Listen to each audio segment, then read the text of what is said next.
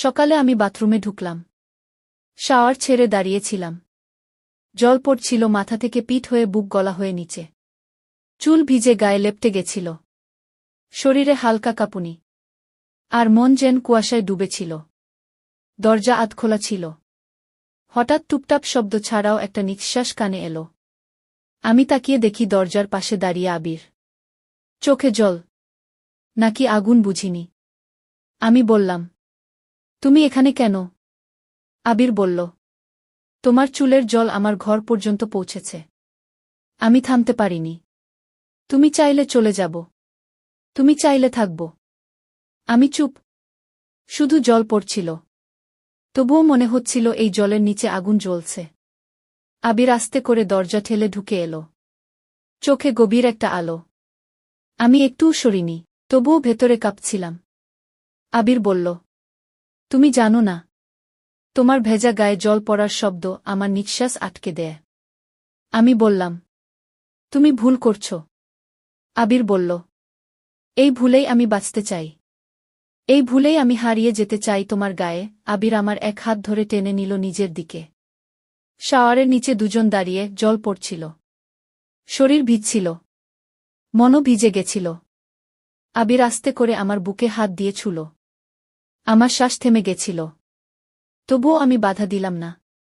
আবির বলল, তুমি যদি না চাও, আমি থেমে যাব। আমি চোখ বন্ধ করলাম। আবির বুঝে গেল। তারপর আবিরের ঠোঁট আমার ঠোঁটে। নরম। ভেজা। তবুও একটা ঝড়। আবিরের হাত এবার পিঠে। ধীরে ধীরে বুকে। আমি নিঃশব্দে আবিরের গলা জড়িয়ে ধরলাম। জল আমাদের শরীর ভাসিয়ে দিচ্ছিল। তবুও নিচে ছিল আগুন। আবির বলল, তুমি যদি 1 ঘন্টা আমাকে দাও, আমি সারা জীবন এই 1 ঘন্টা নিয়ে বাঁচব। আমি বললাম, এই 1 ঘন্টা যদি পাপ হয়, তবে আমি সেই পাপেই ডুবে থাকতে চাই। আবির আমাকে জড়িয়ে ধরল আরও জোরে। আমার ঘাড়ে ঠোঁট। গালে কিস। বুকে স্পর্শ। আমি আবিরের কানে বললাম, আরও কাছে এসো। আবির বলল, এই জল, এই গন্ধ, এই শরীর, সব আমার। একটা দীর্ঘ নিঃশ্বাস। একটা জড়ানো শরীর। একটা শব্দহীন ভালোবাসা। ঘণ্টা পেরিয়ে যাচ্ছিল। তবুও মনে হচ্ছিল সময় থেমে গেছে। জল থামেনি। আমরাও না। প্রিয় দর্শক, আজ তোমাদের জন্য এনেছি এক অন্যরকম গল্প। এই গল্পে আছে এমন কিছু মুহূর্ত যা শোনার পর তোমার শরীর ভিজে যেতে পারে, মন কাঁপতে পারে, আর রাতের ঘুম হারিয়ে যেতে পারে। তাই এখনই বলে রাখছি, ভিডিওটা শুরু করার আগে 1 গ্লাস ঠান্ডা পানি পাশে রাখো। একটা রুমাল বা টিস্যু নাও। আর মন খুলে অনুভব করো। আর যদি ভালো লাগে, চ্যানেলটা সাবস্ক্রাইব করো। লাইক দিতে ভুলো না। কমেন্টে জানাও তোমার অনুভব। ঘরটা বড়। 3 তলার উপর। দেয়ালে নতুন রঙের গন্ধ। আমি সবে এই বাড়ির বউ হয়ে এসেছি। আমার স্বামীর আগের পক্ষের ছেলে। নাম আবির। অনেকদিন হোস্টেলে ছিল। আজ ফিরেছে। দরজা খুলে দেখলাম, আবির কালো গেঞ্জি আর সাদা প্যান্টে দাঁড়িয়ে, চোখে চশমা। কিন্তু চশমার ভেতরের চোখে একটা অদ্ভুত আলো। আমি বললাম, এসো তোমার ঘরটা দেখিয়ে দিই। আবির মাথা নাড়ল। একটু হাসল। তবে চোখ সরাল না। আমি বুঝে গেছিলাম, এই ছেলেটা চুপ থেকেও অনেক কিছু বলবে। তার চোখ দিয়ে রাতে খাওয়ার টেবিলে বসে আবির আমার রান্না খাচ্ছিল মন দিয়ে, তবুও আমি বুঝছিলাম, চামচের চেয়ে বেশি চলছে চোখের ভাষা। ঘর অন্ধকার হতে হতে আমি সিঁড়ির ধারে দাঁড়িয়েছিলাম। আবির উপরে উঠছিল। আমার পাশে থেমে বলল, ঘর অনেক বদলে গেছে। আমি বললাম, ঘর পুরনো, শুধু পর্দা পাল্টেছে। আবির বলল, ঘরের আলো পাল্টেছে। তোমার গন্ধে এখন ঘরটা অন্যরকম লাগে। আমি কিছু বললাম না। তবুও বুকের ভেতর হালকা একটা কাঁপুনি। রাতে আমি বাথরুমে গিয়েছিলাম। শাওয়ারের নিচে দাঁড়িয়ে জল পড়ছিল। হঠাৎ দরজার পাশে কারো নিঃশ্বাস। আমি বললাম, কে? আবিরের গলা। সরি। আমি ভেবেছিলাম তুমি বেরিয়ে গেছ। আমি বললাম, এইভাবে দরজার পাশে দাঁড়িয়ে থাকা ঠিক না। আবির বলল। দরজার নিচ দিয়ে তোমার ভেজা ছায়া পড়ছিল। চোখ ফেরাতে পারিনি। আমি জল বন্ধ করলাম। তোয়ালে ধরলাম। তবুও বুঝতে পারছিলাম। দরজার ওপারে আবির দাঁড়িয়ে আছে। আমি বললাম, তুমি যাচ্ছ না কেন? আবির বলল, তোমার ছায়া আমাকে আটকে রেখেছে। আমি দরজা খুলে একটু মাথা বের করে তাকালাম। আবিরের চোখ আমার চোখে। আবির বলল, তোমার চোখ আমার ভেতরের আগুন জ্বালিয়ে দেয়। আমি দরজা বন্ধ করে দিলাম। তবুও ঠোঁটে একটুকু হাসি, যেটা আমি আটকাতে পারিনি। শাওয়ারের নিচে সেই 1 ঘণ্টা কেটে গেল। জল পড়া থেমে গেল। কিন্তু আমাদের চোখের ভেতরে আগুন জ্বলতেই থাকল। আমি বিছানায় গিয়ে শুয়ে পড়লাম। শরীর শুকনো, তবুও মন ভেজা। চোখ বন্ধ করলেই মনে পড়ছিল আবিরের কাঁধে মাথা রাখা মুহূর্তটা, যেখানে আমি প্রথমবার নিজের ইচ্ছে ছুঁয়েছিলাম তাকে। রাত গভীর। হঠাৎ দরজায় টোকা। আমি বললাম, কে? আবিরের গলা। আমি। একটু কথা ছিল। আমি বললাম, এখন নয়। শরীর ক্লান্ত, মনও। আবির বলল, আমি শুধু একবার তোমার চোখের দিকে তাকাতে চেয়েছিলাম। তুমি না বললে চলে যাব। আমি দরজা খুলে তাকালাম। আবিরের চোখে সেই আগের মতো আগুন ছিল না। ছিল একরাশ বিষণ্ণতা। আমি বললাম, তুমি চাপ কি? আবির বলল, তুমি, শুধু তুমি। আমি বললাম, আমরা যা করেছি তা ভুল ছিল। আবির বলল, তবুও সেই ভুলেই আমি শান্তি পেয়েছি।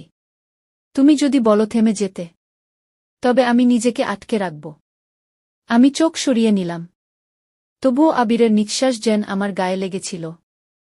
আবির চলে গেল। কিন্তু দরজার ফাঁক দিয়ে হাওয়া ঢুকল। আর সেই হাওয়ায় আমি আবার ভিজে গেলাম। সকালে আমি রান্নাঘরে ছিলাম। আবির এসে দাঁড়ালো পাশে। চোখে ক্লান্তি। তবুও আবির বলল, তোমার হাতের গন্ধ আমার সারা শরীরে ছড়িয়ে আছে। আমি বললাম, তুমি দূরে থাকো। আবির বলল, তুমি ছুঁয়ে দিলে দূরে থাকা যায় না। চাইলেও শরীর মনে রাখে। আমি চুপ। চামচ থেমে গেল আবার। আবির আমার পেছনে এসে দাঁড়াল, হাত রাখল কোমরে। আমি এক ধাক্কায় সরে গেলাম। বললাম, আর একবার ছুলে আমি নিজেকে ধরে রাখতে পারব না। আবির বলল, তাহলে ছুঁয়ে থাকি না। চিরকাল। রাত তখন সবে নেমেছে। আমি বাথরুম থেকে বের হচ্ছিলাম, গায়ে তোয়ালে, চুল ভেজা, শরীর কাঁপছিল। হঠাৎ দরজার পাশে আবিরকে দাঁড়িয়ে থাকতে দেখলাম। আমি চমকে বললাম, তুমি এখানে? আবির ধীরে বলল, আমি শুধু তোমার চুল ভেজা অবস্থা দেখতে চেয়েছিলাম রিয়া। আমি বললাম, আবির এসব ঠিক না, তুমি জানো না আমি তোমার মা হয়ে এসেছি। আবির এগিয়ে এলো 1 ধাপ। আমি পেছন হটলাম। ও বলল, তুমি আমার মা না রিয়া, তুমি আমার সবকিছু। আমি চোখ সরিয়ে নিলাম, তবুও জানতাম ওর চোখ আমার শরীর দেখে পুড়ে যাচ্ছে। আবির বলল, তুমি জানো আমার চোখের সামনে তুমি থাকলে আমি ঠিক থাকতে পারি না।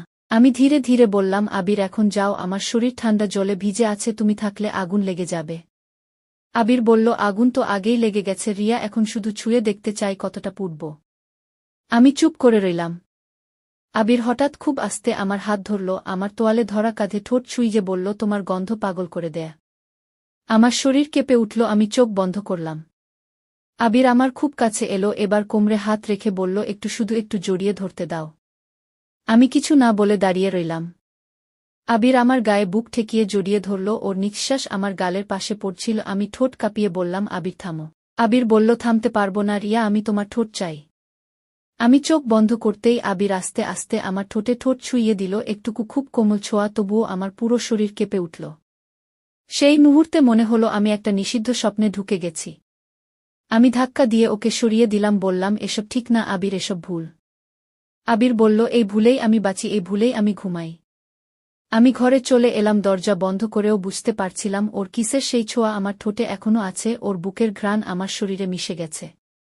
আমি বিছানায় শুয়েছিলাম, কিন্তু ঘুম আসছিল না। বারবার ওর ঠোঁটের ছোঁয়া মনে পড়ছিল, বারবার মনে হচ্ছিল আমি আবার চাই আবার। রাত পার হয়েছে, তবুও শরীর কাঁপছে। আমি এখনো বিছানায় বসে আছি, চোখে ঘুম নেই, ঠোঁটের সেই স্পর্শের আগুন যেন শুকিয়ে গিয়েও পোড়াচ্ছে। হঠাৎ দরজায় ধাক্কা। আমি চমকে উঠলাম, বললাম, কে? ওপাশ থেকে আবির বলল, রিয়া দরজা খুলো, একটা কথা ছিল খুব দরকারি। আমি ধীরে দরজা খুললাম। আবির সামনে দাঁড়িয়ে, চোখ লাল, শ্বাস ভারী।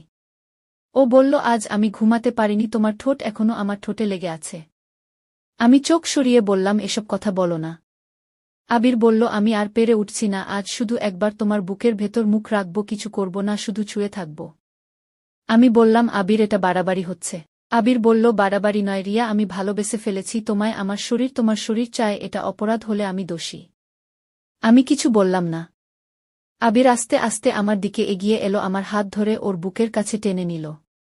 আমার কাঁধে ওর ঠোঁট ঠেকল, বলল, তোমার গায়ে আমার নাম লেখা রিয়া, আমি কোথাও যেতেই পারি না। আমি চোখ বন্ধ করলাম, ওর নিঃশ্বাস আমার গলা বরাবর নেমে এলো। ওর ঠোঁট এবার আমার ঘাড়ে ছুঁল, আমি শিউরে উঠলাম। আমি বললাম, আবির থামো প্লিজ।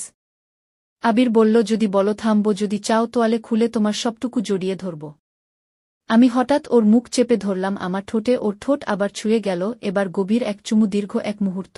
আমি আবিরকে আলতো করে বিছানার দিকে ঠেলে দিলাম। ও বলল, তুমি কি থেমে যাবে না? আমি বললাম, আমি জানি না আবির, আমি শুধু জানি এই শরীর এখন তোমার ছায়ায় আটকে গেছে। ও বলল, তাহলে আমি আজ রাতে শুধু তোমার ছায়ার নিচে শুয়ে থাকব, কিছু করব না, শুধু তোমাকে জড়িয়ে ঘুমাব। আমি চুপ করেই ওর বুকের ভেতর মুখ রাখলাম, ওর গন্ধ আমার চুলে মিশে গেল। রাত তখন নিঃশব্দ, শুধু আবিরের বুকের ধাক্কা আর আমার নিঃশ্বাস একসাথে মিলিয়ে যাচ্ছিল। এই ভুলের মধ্যে যে শান্তি আমি খুঁজে পেলাম, সেটা সত্যি ভালোবাসা ছাড়া আর কিছু ছিল না। সকাল হয়ে গেছে। আকাশে রোদ উঠেছে, তবুও আমার ঘরের পর্দা নামানো আলো ঢুকছে না। আবির এখনো ঘুমিয়ে আমার পাশে বুকের মধ্যে মুখ গুজে রেখেছে। ওর নিঃশ্বাস এখনো আমার গলা ছুঁয়ে যাচ্ছে, আমি চোখ বন্ধ করে অনুভব করছিলাম। গত রাতটা স্বপ্ন ছিল না, সেই চুমু, সেই জড়িয়ে ধরা, ওর বুকের তাপ, সব কিছুই সত্যি ছিল। আমার গায়ে আজও আবিরের ছোঁয়া লেগে আছে, ঠোঁটে লেগে আছে ওর ঠোঁটের চাপা নরম চুমু। আমি আলতো করে ওর মাথায় হাত রাখলাম আর চুলে আঙুল চালালাম। আবির তখনও ঘুমিয়ে, কিন্তু যেন ঠোঁটের কোণায় হাসি। আমি মনে মনে বললাম, যদি সময় থেমে যেত, যদি কেউ না জানত, তবে হয়তো আমি চিরকাল এই বুকে পড়ে থাকতাম। কিন্তু বাস্তব ছায়ার নিচে থাকা দেয় না। আমি ধীরে বিছানা ছেড়ে উঠে পড়লাম, তোয়ালে পরে দাঁড়িয়েছিলাম জানালার ধারে।